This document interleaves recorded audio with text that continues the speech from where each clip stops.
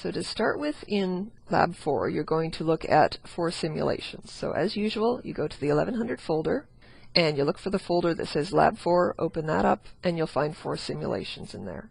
So I'll open up the first one. So what'll happen here is I'll click Run, and it's going to show me a little movie of a ball on a string moving in a circle. So I'll run that. And the program keeps track of what's happening with the x and y components of the velocity and also the magnitude of the velocity. So you can see how those change or don't change in time. And they ask you a few questions about this. So they say what's happening to the velocity components and what's happening to the magnitude of the velocity, the speed. Also, what's happening to the velocity vector, so that arrow that is attached to the speed. And then finally, the last question is probably the most important. Why is it that we say that this object is accelerating? Because I can stop the motion at any point, and you can see that the speed is 2 meters per second. So I can run it and stop it absolutely anywhere, and the speed is always 2 meters per second. So given that this object has a constant speed, why do we say that it's accelerating? Hint, hint, I said speed, not velocity. Think about that. So once you've answered the questions, you can go on to the next simulation. This one is going to be, again, a ball moving in a circle. The program fills in the velocity vector. As soon as I click Run, it's also going to fill in the acceleration vector. So I'll show you that. So in this case, you're looking at those 2 arrows and watching how they change over time. And there's questions on this as well. The question they ask you in question 2 is, in what direction is the velocity vector pointing, and in what direction is the acceleration vector pointing?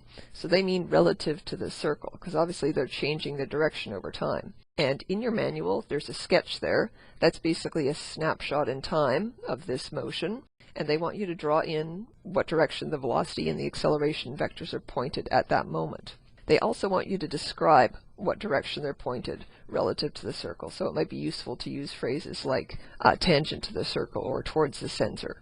So you fill those in. And then question 3 is not actually a simulation at all. So I'm going to show you a bit of different video to explain how to do question 3, and then I'll come back and show you how to do the next 2 simulations. So question 3 is asking you to do a vector subtraction, but it specifically wants you to do a graphical vector subtraction. Not everybody's instructor actually shows them how to do this in class, so I'm just going to show you here so that you can do question 3. So this is the diagram that you've got in your book, and it's basically showing an object at 2 different times and the velocity vector at those 2 different times. So when the object was here, the velocity vector pointed like so. When the object was over here, the velocity vector pointed like so. So it changed its direction over time. So to do a graphical subtraction, what you'd need to do is you take this first vector and draw it over here so that it's touching tip to tip with this other one. So I can do that very easily with the computer. I just take a clone and move it over here so it's tip to tip. Now, because this is actually supposed to be a vector subtraction, if you were doing this correctly, you would swap the direction of the arrow. So this second one would actually point back this way. But in general, what you're doing is you're going to take this first arrow and very carefully draw it over here, same angle, same length, but touching tip to tip with this other vector. And once you've got that, then the subtraction, one minus the other of those vectors, would be the vector that connects the 2. So this red one here. And if you do it carefully, it should point towards the center, which is what we expect in uniform circular acceleration. So now you're ready to look at simulation 3 and 4, and we'll open that up. And what this is going to be is, again, balls traveling in a circle, but there's 2 of them. And you'll notice that the radius of rotation is exactly the same for these 2, but the speed is different by a factor of 2. So this will have a speed of 2 meters per second, and this will have a speed of 4 meters per second. Now, like before, when I click Run, it's going to immediately draw in the acceleration vector. And that's what we want to look at for this question, because you're going to be looking at the magnitude of the acceleration vectors and seeing how it affects things when you double the speed. So I'll click Run, and it immediately draws in the arrows, and you can see this one is quite a short arrow, this is quite a large arrow. Look at the numbers, the actual values, and the question that it gets asked is, what happens to the magnitude of the acceleration when you double the speed but keep the radius the same. Look for obvious proportionality. So you look at those two numbers and you say to yourself, okay, is it twice as big? Is it half as big? Is it 4 times as big? Figure out what the proportionality is. So we doubled the speed. What happened to the acceleration? Next it asks, does the acceleration vary directly or inversely with speed? And I'll warn you that as worded, that's a bit of a trick question. So maybe go back and look at what the equation is supposed to be in your pre-lab and then figure out what the trick is. So is acceleration, does it vary directly or inversely with speed? And there's a bit of a subtlety there that you might miss. The last one is, based on the simulation, suggest an equation or proportionality statement that relates acceleration to speed. So what you would do is you'd write A for acceleration is proportional to, and then you write some function of speed. Once you've finished answering those questions, you can go on to the next simulation, which looks quite similar to this one. So simulation 4. In this case, again, we've got two balls that are going to go in circles. They both have the same speed, however. They're both at 2 meters per second for their speed, but the radius of rotation has been halved for this second one. So again, we're going to click run and we're going to look at the magnitude of the acceleration. We want to see if there's a rough proportionality, if something changes in an obvious way when you half the radius. So we click run and immediately you can see the two acceleration vectors. Look at those numbers, and again, you want to look for rough proportionality. So is it twice as big? Is it half as big? Is it 4 times as big? What happened here? You halved the radius. What happened to the acceleration? And again, they ask, does the acceleration vary directly or inversely with the radius? And suggest a proportionality statement that relates acceleration to radius. So again, A is proportional to some function of radius. And then question 6 says, suggest an equation relating acceleration to speed and radius. Hint, hint, that will look suspiciously like something you saw in the pre-lab or even in class. And then using algebra, you check that the units actually work out to be meters per second squared. Okay, this is the apparatus we're going to use for this experiment. We've got a platter that spins, and mounted on the top of the platter we have a sensor that is going to measure the acceleration of a little figurine that's taped to the top of the sensor. We also have a counterweight over here to make sure everything spins nice and evenly. And we're going to measure 3 things with this experiment. You've got a table in your manual and 3 things you need to measure. So one of them is going to be the mean acceleration felt by this little figurine. And we're going to measure that directly with the sensor in conjunction with the computer program. And I'll show you on screen how to do that in a moment. Then we're also going to measure 2 other things in order to calculate a theoretical value for the acceleration, which we'll then compare to the number we got off the screen. So the 2 other things you need to measure are the radius of rotation and the period of rotation, which is the time for one complete spin. So the radius of rotation is defined from being from the center of this post, so the center of rotation, over to the figurine, or if you don't have a figurine, over to the little dot with a Z beside it.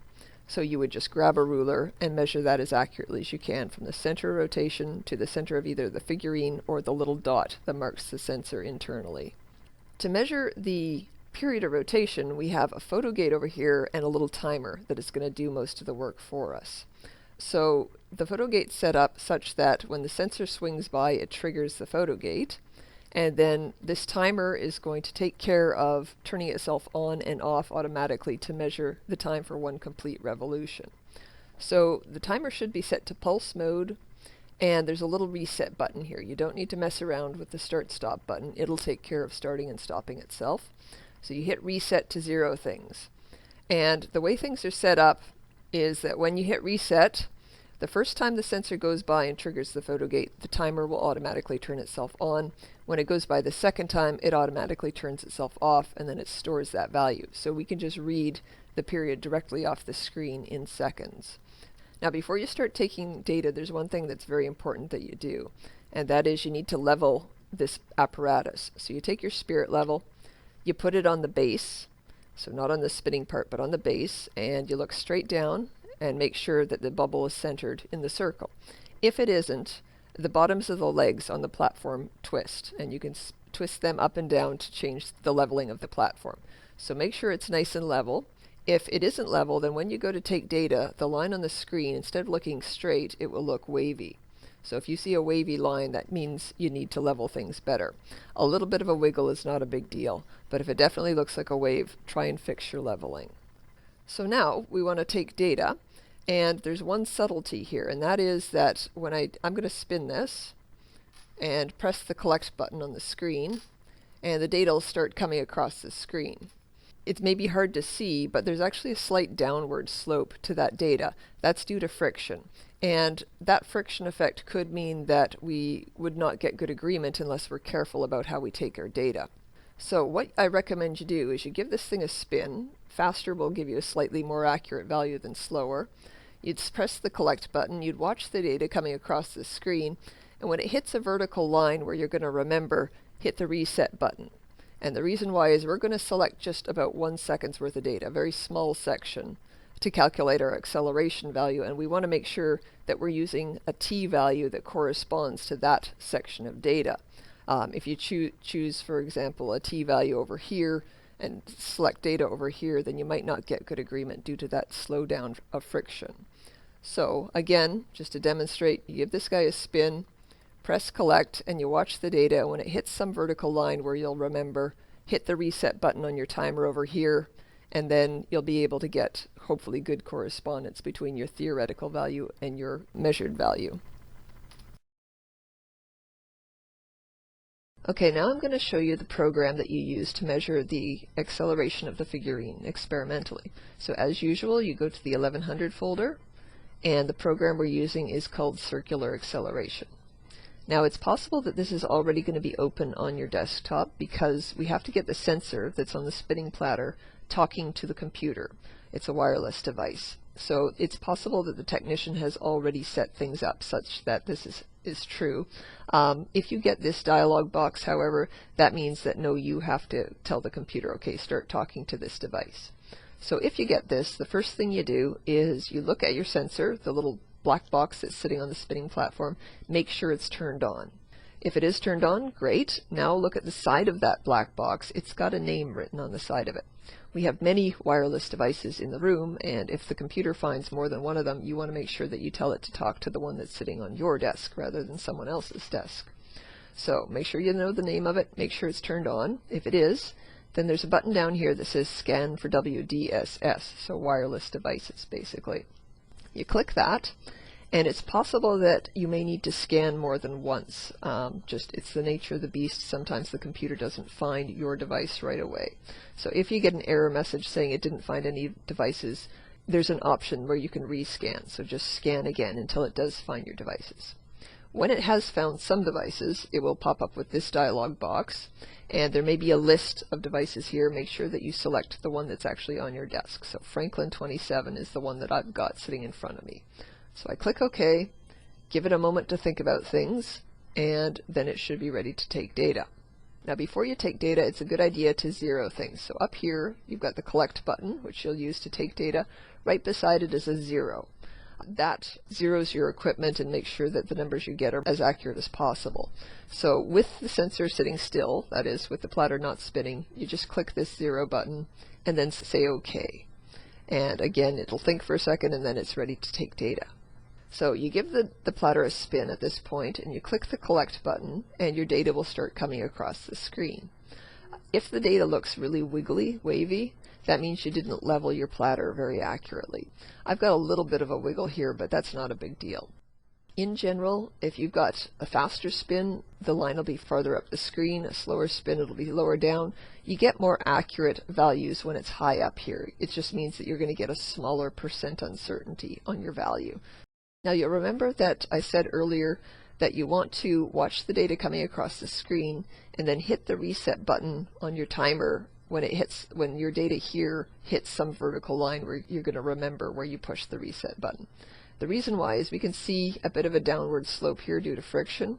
So to make sure our value for the acceleration isn't too affected by friction, we're only going to highlight about 1 second's worth of data. And then we're going to get our average acceleration off of that small amount of data. So to make sure that we get good agreement, that means that we want to hit the reset button on the timer pretty close to this area where we're going to highlight data. So it'd be a case of I'd give the platter a spin, press collect, and when the data hits some line that I'm going to remember, like say over here, I would press my reset button. So I'd press the reset button when it got to here, and then later, once I've got all my data, I would just highlight about 1 second's worth of data in that region where I hit the reset button. And like I said, that's just to make sure that friction doesn't cause us to not get good agreement. So once you've got this data highlighted, you then want to get the average value of this acceleration. So you can kind of come over here and get an approximate value here, but the computer will calculate an average value for this section of data for us. So you come up here to Analyze, and then Statistics, and it gives you a box that shows you what your mean acceleration value is. This is your experimental value for the acceleration on the figurine. You're also going to calculate a theoretical value using your radius of rotation and your period of rotation. And you'll compare it to this number to see whether they agree with an uncertainty.